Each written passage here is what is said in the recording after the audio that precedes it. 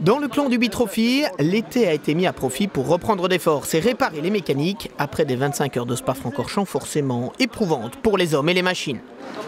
Mais le retour aux affaires pour une course de 8 heures sur le circuit de Mettey était toutefois attendu par tous avec une certaine impatience. La numéro 59 d'Aris AC Motorsport s'offrait finalement la pole position, mais Arnaud Quédé savait toutefois qu'il aurait fort à faire avec Fred Bouvy au volant de la numéro 6 du Cottage Team Allure, mais aussi Sébastien Rion sur l'autre voiture d'AC Motorsport et François Bouillon au volant de la numéro 260 du McDonald's Racing. À la 5e place, on retrouvait les leaders du championnat, soit la voiture numéro 19 du Colson Racing pilotée par Michel Simul, qui se retrouvait juste devant Didier Van Dalen au départ sur la numéro 255 de Delahaye Racing for All. Fidèle à ses habitudes, Fred Bouvy se mettait d'emblée dans le rythme et il s'emparait des commandes de la course. On revit le départ avec Lorenzo Doniacuo à bord de la voiture numéro 18 du Colson Racing. Et comme vous pouvez le voir, la piste est glissante à souhait.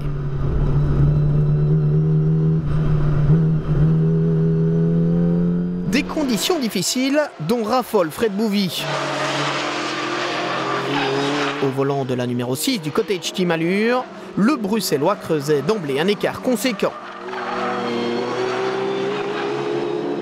Derrière, c'était nettement plus chaud avec une très belle bagarre opposant notamment Manu Nava sur la numéro 129, Didier Van Dalen sur la 255, Laurent Richard sur la 264 et Michel Simul au volant de la numéro 19. Comme vous allez le voir, on ne se faisait aucun cadeau et il fallait des attaques tranchantes pour faire la différence, à l'image de ce dépassement de Didier Van Dalen sur Laurent Richard. Quelques minutes plus tard, c'était un peu plus chaud avec la voiture de tête du Colson Racing, les deux montures finissant même par se toucher légèrement. Dans l'aspiration de ces cadors du Bitrophy, deux jeunes pilotes se distinguaient dans le peloton.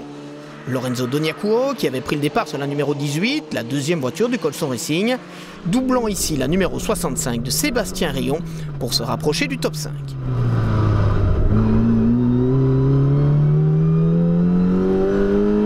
Mais l'ex-Cartman devait ensuite céder face aux attaques de Martin Le Burton, auteur d'un impressionnant début de course au volant de la numéro 271 de Leader Racing Events. Martin menait largement la catégorie des Bicox Evo 2, c'est-à-dire les voitures propulsées par un moteur TDI.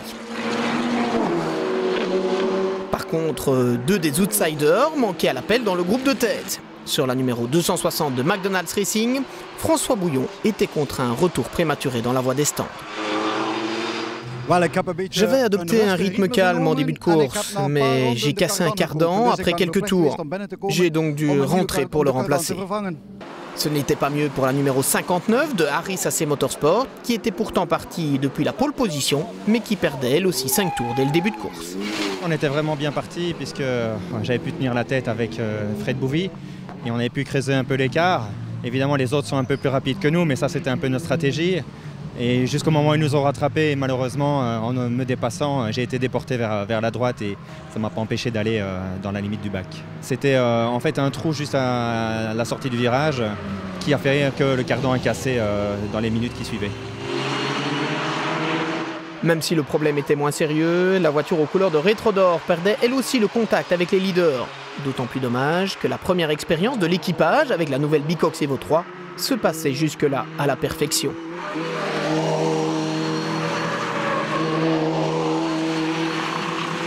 Problème de coupure, on avait eu le problème ce matin aux essais, on pensait que le problème était résolu en changeant la pédale d'accélérateur puisque c'était une pédale électronique, mais j'ai pris un bon départ, ça a bien marché pendant quelques tours, puis les coupures ont continué à revenir et de pire en pire quoi. Donc ils s'occupaient à chercher de savoir d'où ça vient. Dommage parce que pour votre première course avec l'Evo 3, c'était très convaincant. Ouais, alors ça c'était la surprise du week-end, c'est qu'Alexandre a monté ce kit Evo 3, et c'est vraiment agréable, ça ressemble vraiment à une vraie petite voiture de course. Très agréable à piloter, surtout sur un circuit comme ici à Mettey. À l'heure de la première fenêtre de ravitaillement, le leadership ne faisait en tout cas pas le moindre doute. C'est en effet avec une solide avance que Fred Bouvy passait le relais à ses équipiers. On a une toute nouvelle voiture, on l'a reçue ce matin, donc Avant, on avait le numéro 6. Il faut savoir que la Fun Cup, les voitures sont faites en fonction de l'âge. Donc le numéro donne l'âge. Donc on avait la 6 et je crois qu'elle avait 15 ans. C'était vraiment une grand-mère. Maintenant, on a la 274 qui est la dernière sur le marché. Donc ça prouve que là, j'ai presque mis un tour en 1 heure à tout le monde. Donc la voiture est vraiment... on se traînait un peu début de saison. Maintenant, on a la voiture pour aller jouer devant. La domination de la voiture du Cottage Team Allure n'avait toutefois pas de quoi énerver la concurrence et certainement pas les leaders du championnat qui menaient une fois de plus leur course avec sagesse. C'est vrai que c'était assez animé. Bon, apparemment Fred est un peu parti, mais bon, moi j'avais un rythme à mon avis assez rapide. Mais ce cas, j'ai été fort gêné avec Manu et avec la 255. Bon, et puis donc on s'est un peu repassé, mais je me suis dit bon, on laisse tomber. La course c'est 8 heures et je n'ai pas cherché à aller devant, quoi. Donc j'ai laissé Fred devant, c'était bon comme ça. Ce qui compte, c'est préserver la voiture au maximum, comme d'habitude. La tactique des multiples champions et derniers vainqueurs des 25 heures se révélait une fois encore payante. Le Colson Racing de Michel Simul, Philippe Crosset, Eric Gressens et Armand Fumal s'installait en effet à la 2e place, prenant même ses distances avec l'équipage de Delay Racing for All, des jeunes Didier Van Dalen, Benoît Wisnowski et Arthur Tang. On le sait, le B-Trophy est une formule idéale pour les jeunes pilotes. On notait d'ailleurs à Mettey la présence de véritables débutants, lesquels avaient remporté un relais à bord d'une nouvelle Bicox Evo 3 grâce à leur résultat des 24 heures karting de Francorchamps. Une expérience inoubliable. C'était une super expérience, c'était ma première course avec les Evo 3 en plus. C'est une voiture vraiment avec une conduite terrible. On prend notre pied au volant, c'est un gros karting. Et c'est vraiment une bonne expérience pour un pilote de kart de venir comme ça dans une course comme ça alors qu'on ne connaît pas ça. Et c'est une autre ambiance, c'est un autre monde et c'est vraiment génial. Merci beaucoup à Chronos d'avoir organisé ça et à l'organisateur des 24 heures de kart parce qu'on a vraiment pris notre pied, je pense. Les conditions météorologiques changeantes sur le circuit de Mettey n'ont pas aidé les débutants, mais elles ont aussi surpris certains habitués comme Rob Kruger sur la numéro 65 d'AC Motorsport 1, d'abord auteur d'un tête-à-queue, puis coupable d'une petite sortie qui allait d'ailleurs provoquer une neutralisation de la course. Outre une adhérence limitée, la pluie a aussi créé de nombreux problèmes de visibilité. Il est vrai que certains n'hésitaient pas à couper largement au-delà des vibreurs, ramenant par la même occasion de la boue sur la piste. De quoi contraindre les mécanos à des séances de car wash durant les ravitaillements. Comme ils en ont pris l'habitude cette saison, les pilotes du DDS Racing plaçaient leur Bicox Evo 1 en tête de leur catégorie, mais aussi dans le top 10 du classement général. Sur la plus ancienne des Bicox, celle disposant d'une mécanique 1900 essence, Maxime de Bursac, Yves de Bursac et Dan de Skipper semblaient bien partis pour une nouvelle grande performance. Mais un incident durant la soirée leur faisait perdre tout le bénéfice de leur bon début de course. J'ai perdu le contrôle de la voiture et j'ai terminé dans un bac à gravier. Il faut dire que c'est la première fois que je roulais de nuit et ce n'est décidément pas simple de savoir à quel moment il faut tourner. C'est comme ça que je suis parti à la faute et il a fallu quelques minutes avant que l'on ne me sorte du bac. Finalement, la Bicox du DDS Racing se classait à la 11e place finale. Elle était notamment devancée par les 3 meilleurs Twins. Les Twins, ce sont ces biplaces qui permettent à des passagers de découvrir la course de l'intérieur. À la 9e place du classement général, la Carpass LRE by DRT, numéro 365, montait sur le podium des biplaces tout en remportant la catégorie des Twins Evo 2. Une belle récompense pour Stéphane Lemray, Alain Verkamen et Miguel Copiters.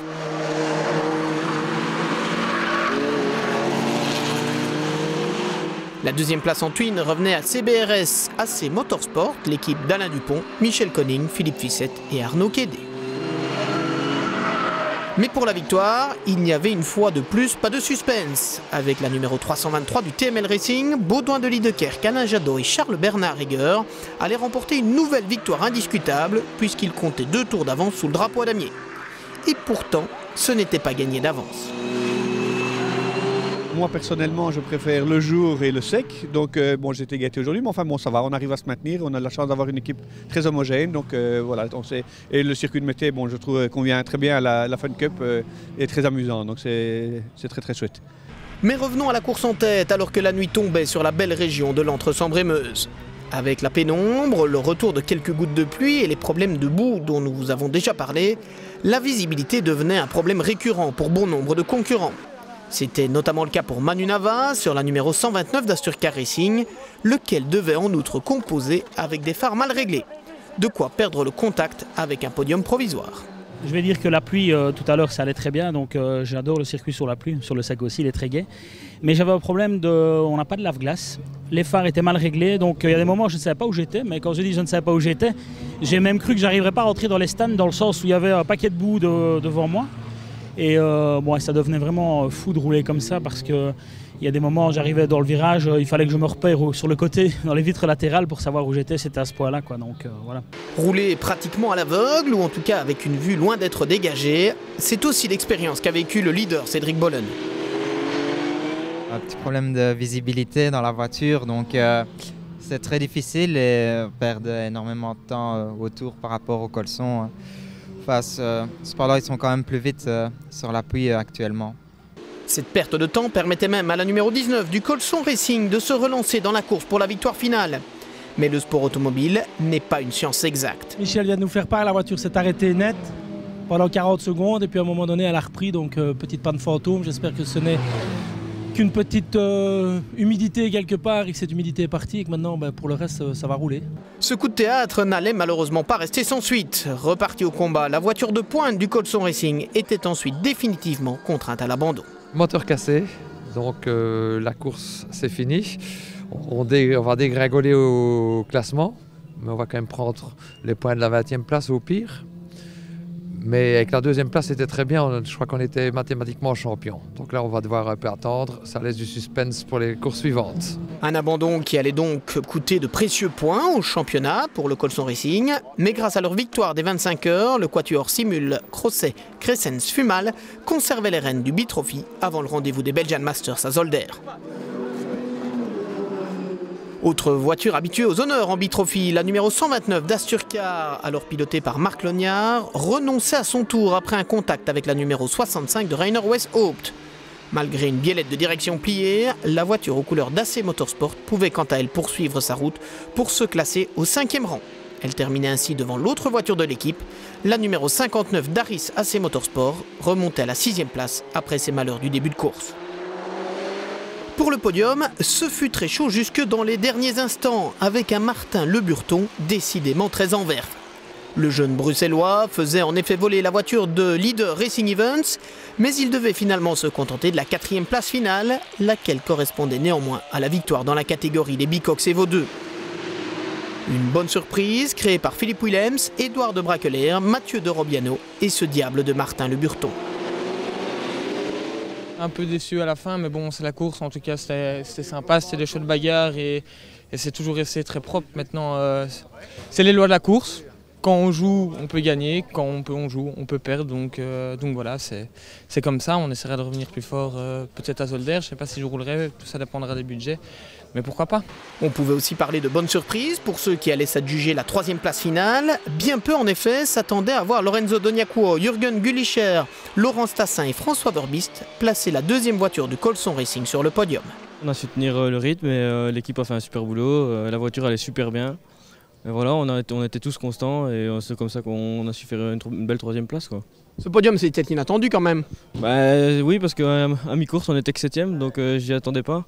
Mais on a tous bien attaqué et roulé surtout constant et on est tous remontés un par un, quoi. Après une course plus compliquée qu'il n'y paraît, notamment à cause de problèmes de visibilité, l'équipe de l'AR Racing for All de Benoît Wisnowski, Didier Van Dalen et Arthur Tang marquaient les points de la 2e place. Avec l'abandon du Colson Racing, ils en profitaient pour se rapprocher des leaders dans la course au titre. Et on était à 40 points, je crois que là maintenant on prend 31 pour la 2e place. Les Colson, malheureusement pour eux, ils ont cassé le moteur, donc ils perdent pas mal pour nous. Nous on a fait vraiment une belle course parce que c'était vraiment pas évident avec des conditions climatiques, j'ai envie de dire, désastreuses. Il a plu, il y avait du brouillard, il a commencé à faire nuit. On s'en est bien sorti parce qu'on a eu des pénalités, les phares qui ne fonctionnaient pas, on a eu une crevaison sur la fin, donc je crois qu'on peut être très content avec ces résultats. Mais pour la victoire du jour, il n'y avait aucun doute. Leader pratiquement de bout en bout, le cottage team allure de Fred Bouvy, Nicolas Jussier et Cédric Bollen remportait finalement une victoire amplement méritée. Enfin, on l'attendait depuis longtemps, surtout que depuis le début d'année, on avait fait un petit pari avec nos copains de la bande à Crosset. Et on faisait notre malin depuis le début de l'année, mais rien ne faisait. Et cette fois-ci, c'est bon, on l'a. Ça a été une course surprenante avec pas mal de rebondissements finalement. Oui, tout à fait. Ça a été la bagarre jusqu'à, je pense, 2 heures de la fin. C'était assez chouette. Et ça se bagarrait aussi bien avec celle de La Haye que celle de Colson. Bon, malheureusement, ils ont eu un petit problème. Mais bon, la fin, on a géré, quoi. Grâce à ce succès, Bouvy, Jussy et Bologne ont non seulement conservé la 3e place du classement provisoire, mais ils se sont aussi réservé une chance d'être titrés en fin de saison. Rendez-vous donc à Zolder pour le Belgian Masters mi-octobre pour une prochaine confrontation du Big Trophy qui s'annonce une fois encore très animée.